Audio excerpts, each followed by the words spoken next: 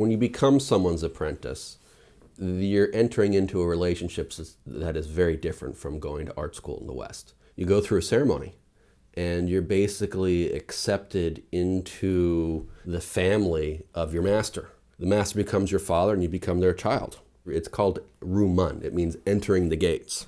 And the training is very different. Not just are you sweeping the floors, not just are you learning basic glaze technology or basic firing techniques or basic throwing techniques, you're also making lunch and dinner for your master. You're changing his chamber pot. When he decides that the rats have infested too much of the workspace, instead of killing them, you trap them and you feed them so you can go release them in the fields next door. It's very different from I'm showing up to class from 9 to 11:30 and I'm doing X, Y, and Z. And also, there is no 9 to 5 apprenticeship.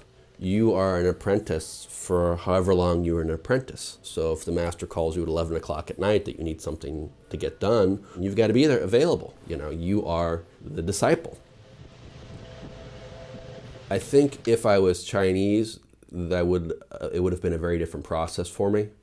But because I was Western, I was very lucky in that my master didn't have some of the cultural stigma that's normally associated to that. He felt very open-hearted. He said, because you're a Westerner, I can show you all these things. And if I was Chinese, it would have been different. I think there would have been a sense of competition in there. There would have been more tension, I think, about learning stuff. But because I was a Westerner, I was like, well, whatever you want to teach me is great.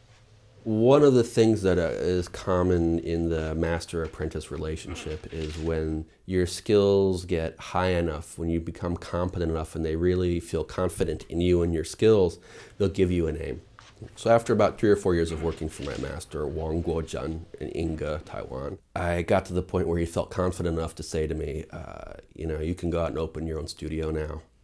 And he also gave me a name that I would use as my artistic name, and it is pronounced Shang He Shan, which literally means in the direction of Harvest Mountain, or in the West, Harvest Mountain for short. And it's the metaphor of reaching a place of kind of great bounty, and it's very auspicious and wealthy and abundant and also very stable.